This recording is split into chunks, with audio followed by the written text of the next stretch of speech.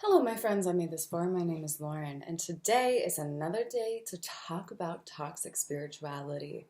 So, if you've never been here before, hi, hello, welcome. I hope that you will stay a while and check out the channel a little more. I usually talk about tarot or astrology, ritual, art ritual. Today, we're here for toxic spirituality, and if you are a returning subscriber, I hope you enjoyed today's video. Thanks for coming by. I love you so much. Um, so let's get into why we're here. What is the topic of the day? Well, let me start by saying this. Gotta charge my phone. Let me start by saying this. Anything that I share in regards to toxic spirituality is not intended to be an attack on anyone. I think too often there is so much division in this world, and often because these topics around toxic spirituality and how these forces interact with folks negatively makes it really hard to just be a compassionate person and be receptive to folks in the moment, and even soft when we are being confronted with something that is overtly offensive, to be quite frank. We have a really hard time, and that's not to say that we have to be tolerant constantly.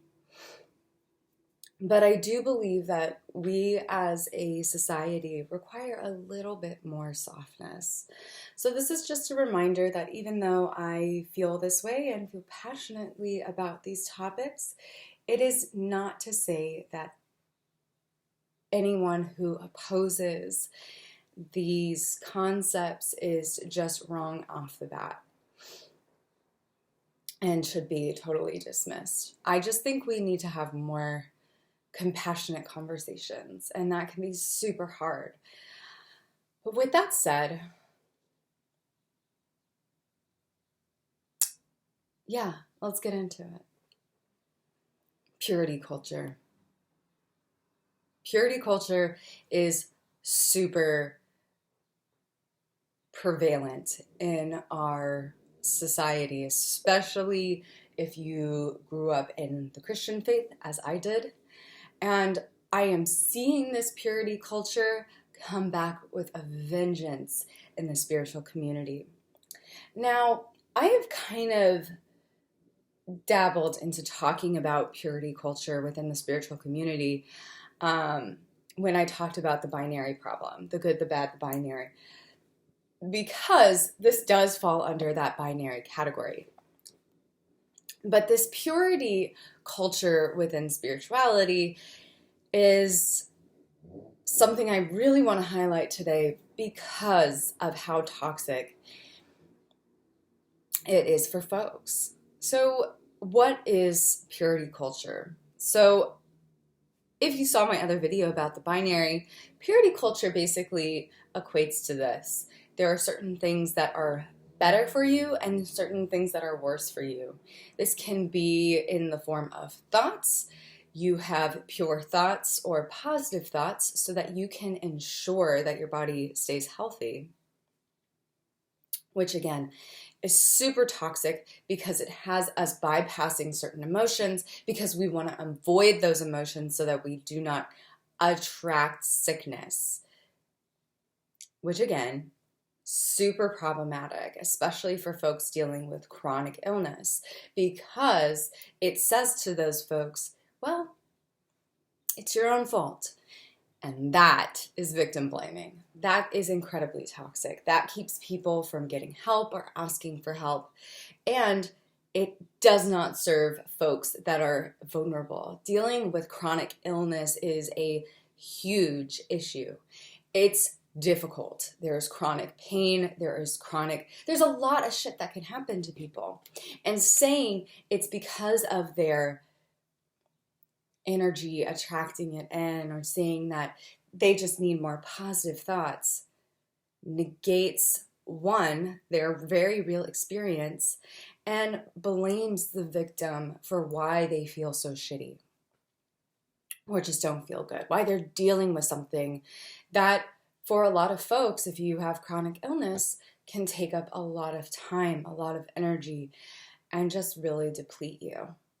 There's a lack of compassion when we look at that purity of thought being connected to our physical well-being. There is no way to gauge that. And to be fair, this is the concept of purity culture as it has been used within the spiritual community, I do feel is deeply connected to the Christian to hippie pipeline. In Christianity, there's pureness of thought.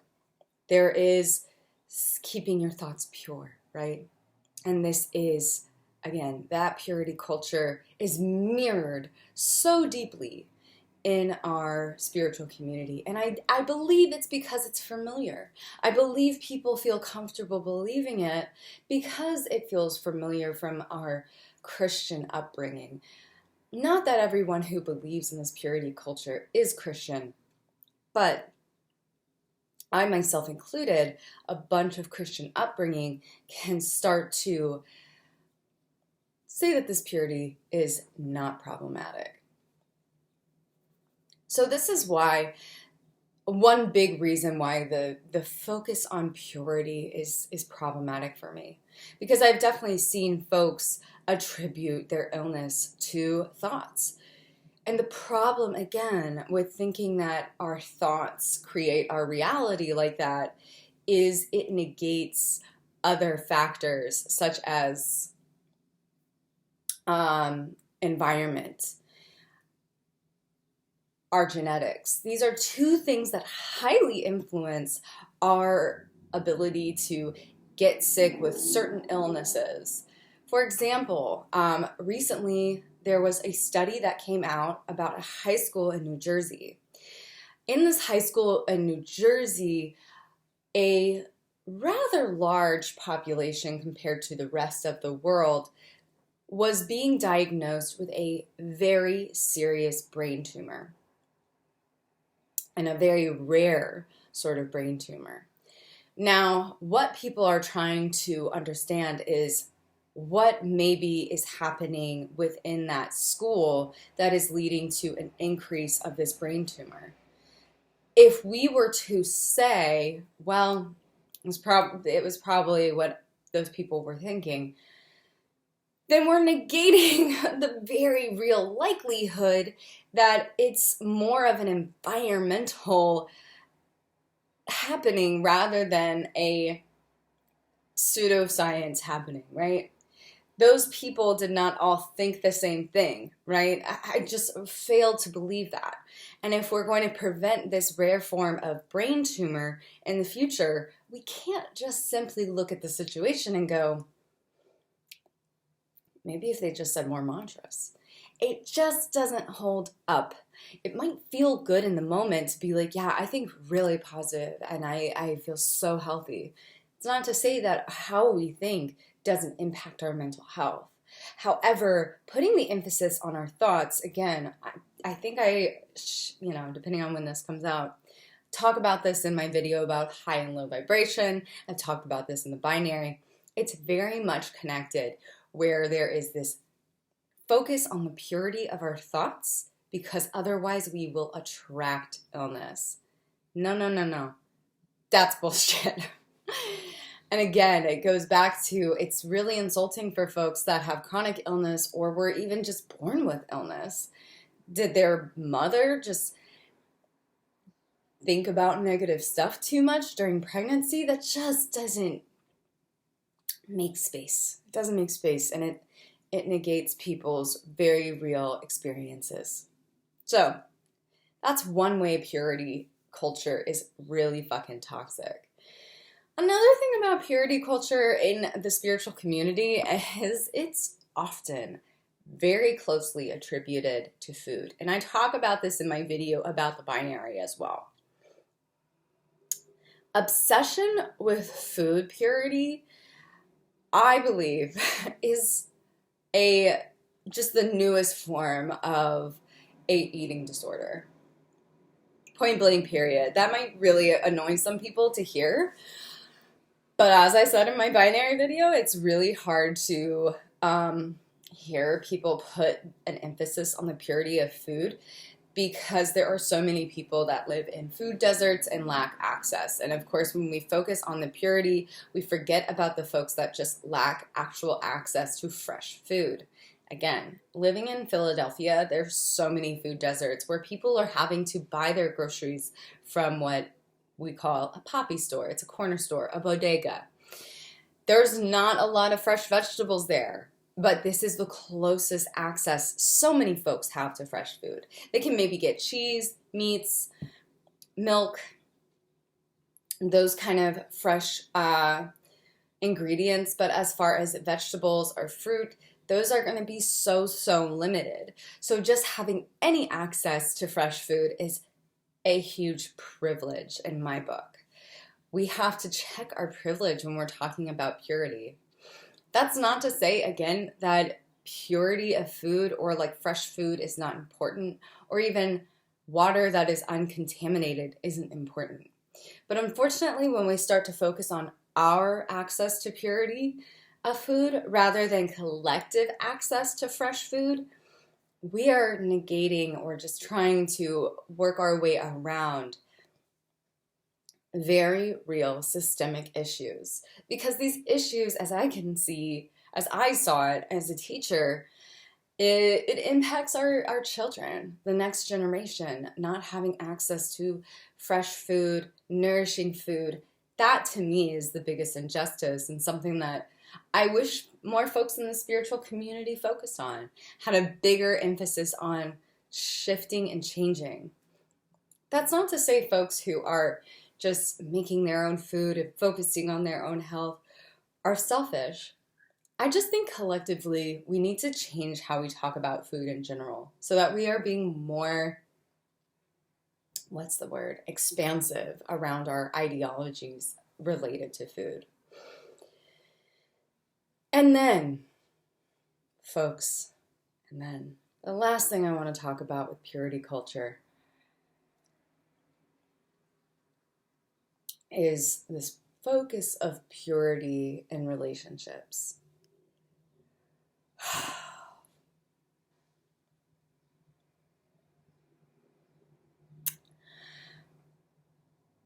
Everybody has a yum that someone else yucks.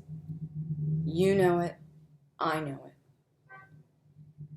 I'm so tired of seeing people talking about the purity of relationships or the purity of how to parent right. As a teacher, the concept of purity around education is really weird to me.